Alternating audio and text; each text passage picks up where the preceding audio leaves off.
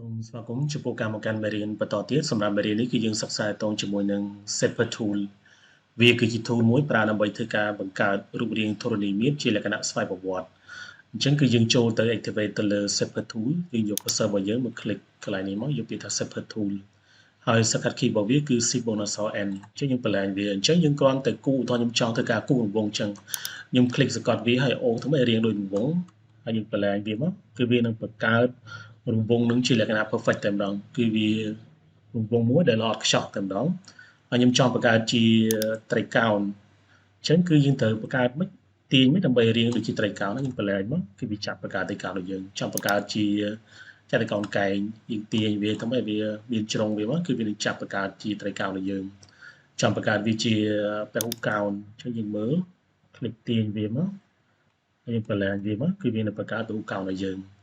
ហើយករណីមួយទៀតបើសិនបើករណីយើងចង់ធ្វើការ look fill វាអញ្ចឹងអាក្នុងនេះគឺជា fill ហើយអាក្រៅគឺជា stroke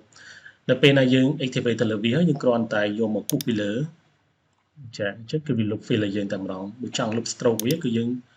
កវានៅពីលើវាមកគឺវានឹង look តែម្ដងខ្ញុំចង់ធ្វើការ look fill អញ្ចឹងគឺខ្ញុំ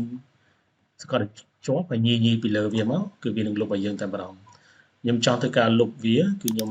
click សង្កត់អូសវាមកគឺវា look តែម្ដងអាហ្នឹងគឺជាការប្រើប្រាស់ទៅលើ Shaper Tool ករណីមួយទៀតគឺវាអាចធ្វើការ merge object នឹងបញ្ចូលគ្នាឥឡូវឧទាហរណ៍ថាខ្ញុំបង្កើតរង្វង់មួយចុះអូខេអញ្ចឹងខ្ញុំមានរង្វង់មួយហើយខ្ញុំចាប់ផ្ដើមធ្វើការដាក់បញ្ចូលគ្នាអញ្ចឹងខ្ញុំ click ទៅលើ hand tool មកអត់សំដៅ selection tool ហើយខ្ញុំ move វាដាក់ពីលើគ្នាវាអញ្ចឹងខ្ញុំចង់ធ្វើការ merge វាអញ្ចឹងគឺយើងគ្រាន់តែ click ទៅលើទី1 shift click ទី2បន្តមកទៀតគឺយើងត្រូវ clear fill វាសិនដោយសារនេះវាមាន fill នេះអញ្ចឹងគឺយើងចុចទៅលើសញ្ញាសួរដើម្បីធ្វើការ clear វាអញ្ចឹងយើង clear វាមកហើយក្នុងករណីយើងចង់ធ្វើការ combine វាឲ្យទៅជា shape តែមួយអញ្ចឹងយើងត្រូវតែ click ទៅលើ Shaper Tool មកហើយយកមក click ញីរបៀបវាកាញ់របៀបទាំងមកដើម្បីឆ្លងកាត់ទៅលើបន្ទាត់ដែលយើងចង់ធ្វើការលុបហើយបន្លែងវាអញ្ចឹងគឺវា combine object នឹងទៅជា object តែមួយប៉ុន្តែបើសិនបើពិនិត្យមើលយើងចុចទៅលើ control បូកជាមួយនឹងអក្សរ y យើងឃើញថាវាគឺជា object មួយដែលឯករាជ្យទោះបីវា combine ក៏ដោយក៏ប៉ុន្តែរង្វង់គឺនៅតែរង្វង់ដដែលបើសិនបើយើងមើលវាជាលក្ខណៈ wireframe របៀបនេះតែនៅពេលណាយើង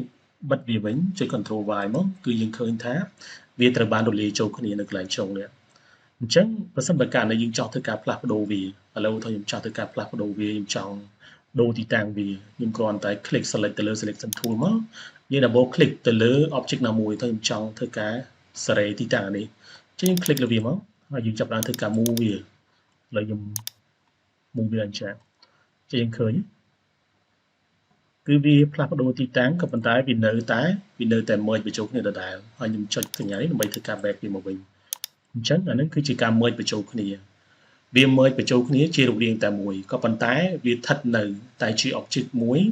ដែលឯករាជ្យខ្លួនវានៅពេលណាយើងបើកវានៅលើ wireframe ឬក៏យើងនិយាយថាយើងចុចទៅលើ control បូកអក្សរ y មកគឺយើងមើលឃើញវារង្វង់គឺនៅតែរង្វង់ដដែលហើយយើងអាចធ្វើការផ្លាស់ប្ដូរទីតាំងវាដើម្បីធ្វើការបង្កើតរូបផ្សេងបានដោយយើង double click វាពេលណា double click វាគឺវាចូលជាលក្ខណៈ isolated មានន័យថា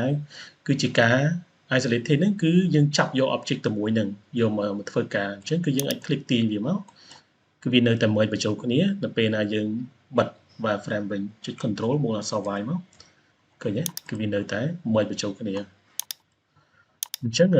សម្រាប់មេរៀននេះគឺយើងបានរៀនទាក់ទងជាមួយនឹងរបៀបនៃការប្រើប្រាស់ទៅលើ Shaper Tool ខ្ញុំបញ្ជាក់ម្ដងទៀត Shaper Tool គឺជា tool មួយប្រើដើម្បីធ្វើការបង្កើត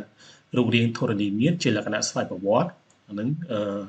ទ្រឹស្ដីវិធី1ទី2គឺយើងអាចធ្វើការ merge បញ្ចូលគ្នាមានន័យថាយើងយក object មួយឬក៏រូបធរណីមួ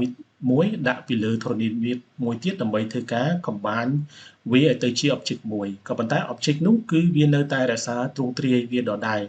ហើយយើងអាចធ្វើការផ្លាស់ប្ដូរទីតាំងវាដើម្បីធ្វើការបង្កើត